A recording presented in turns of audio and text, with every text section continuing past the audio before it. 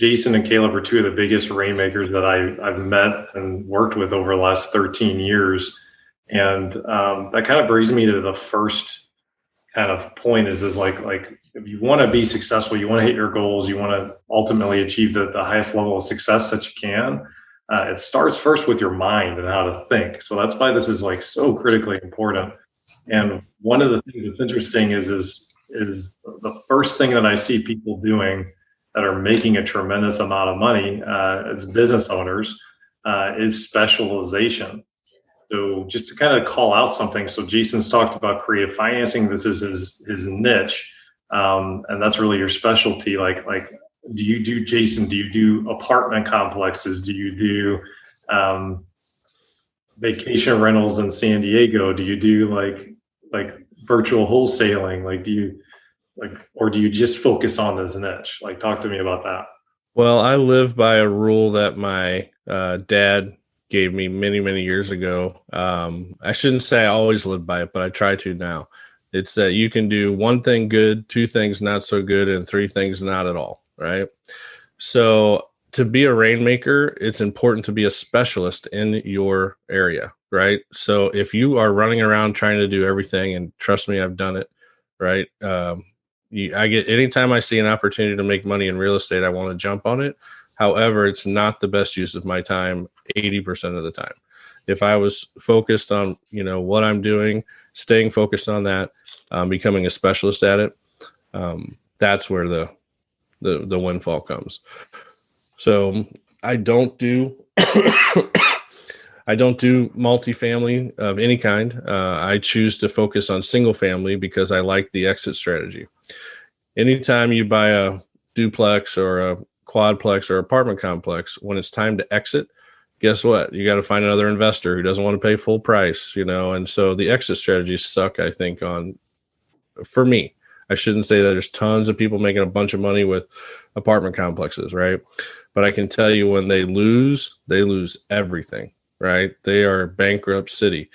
So for me, I like single family because as long as people are making babies, I have a customer, right? So, and it's a retail customer. I don't have to wholesale anything. So I focus on single families just because I like the exit strategies better, than any type of investment property. So I stay focused on that niche, and it's really paid off for me. It's created complete financial freedom for me. Made me a little lazy, but I'm working on that. So. So when you were spread more out, what's the difference, like percentage wise, been in income versus specialization for you, like in your career and your experience? Well, two things happened for me. So I used to run one of the largest short sale negotiation companies in St. Louis, as you know. However, my overhead was crazy, right? So I made a ton of money doing short sales, but I was, overworked and, stressed out all the time. And I didn't really like it. I liked the money, right? In fact, I've made a ton of money, but the problem with short sales and fixing and flipping and wholesaling and stuff is you're only as good as your next deal. So I was constantly having to go out and find more business. I'm meeting with brokers, telling them how awesome our negotiation company is. Send all your short sales to us, So it's kind of like a rat race, if you will. And so for me, where I stand, I think wealth comes from ownership, right? And once you get enough passive income coming in, you get to decide what your life looks like instead of what I was doing. I was making a bunch of money, but I had to work. I know the story about my dad, but my dad got sick with cancer, and I was able to take care of him for 18 months before he passed every day, and I didn't have to work. And I've never experienced anything like that before. And I don't know if I completely understood that I was, financially free or capable of doing that either at the time. It was a desperate situation, and I just made it work. But I'm grateful for my portfolio that allowed me to do that. Spend the last 18 months with my dad before he passed. So Caleb, kind of the same question over to you. Like, what kind of your background on specializing or not? Like, how has that been going on for you? Yeah, so at first, early on, I tried to do everything. I tried to be an investor, a flipper, wholesaler. I wanted to buy multifamilies. I wanted to buy single families. And then I read a book this thing right here. If you haven't read it yet, you need to read this book. And it really talks about how when you focus on one thing, that one thing expands. And for a while, it took me a long time to figure out what my one thing was. And then once I realized the agent side is where I really, really flourished. Really, the book is, Tanya just asked, the book is The One Thing by Gary Keller. Sorry. If you have not read this book, you're missing out massively. It's one of the most amazing books I've ever read in my life that changed my life. And when you focus on one thing, that one thing can expand. So for me, it was the agent side. And once I really started working with investors, because I'd gotten all that experience of being an investor, and then I could walk through their flips and be like, hey, you should change this, do that. And since I was an agent, I was walking through a lot of houses with clients, seeing what clients want.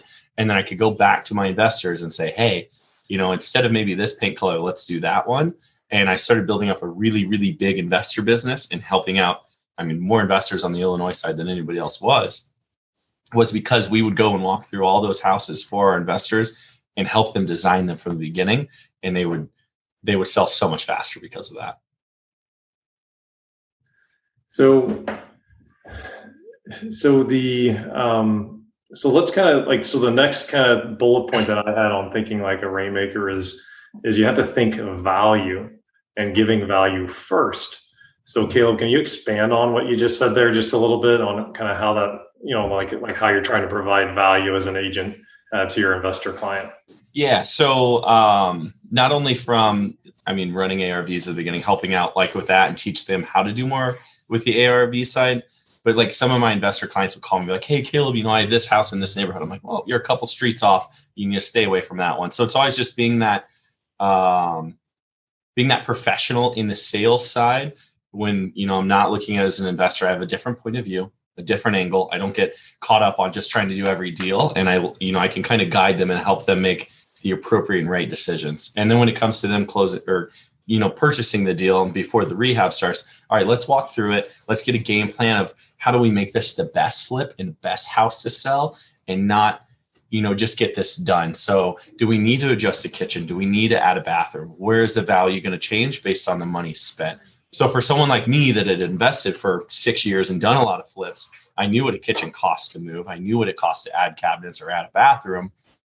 And I think that's what's really good about our investment specialist team is all those people are flipping as well. So they can think like that, but they also have the agent side, which is a very important knowledge when it comes to we're walking buyers through houses. We know what they want to see. We're up to date with the design trends and what's changing and making sure that we're staying ahead of the curve and we're not getting left behind because nobody wants to flip to sit on the market.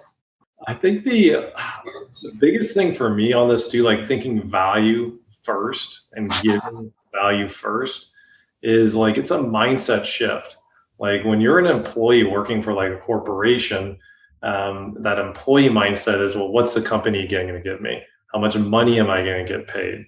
Am I going to do enough work to justify, is the work and the scope of work justified by the money I'm getting paid? And it's kind of like more like, I don't know, like taking, I guess. It's more of a mindset of what am I receiving?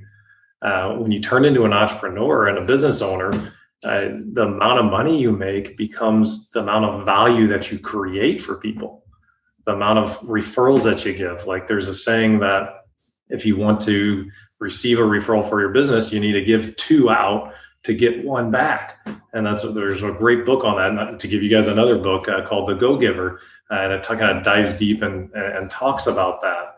And so like when you're crafting, and then like if you really want to kind of gravitate and become a rainmaker, how much value can you create for people? How much can you give first? So then you end up turning around and giving it back.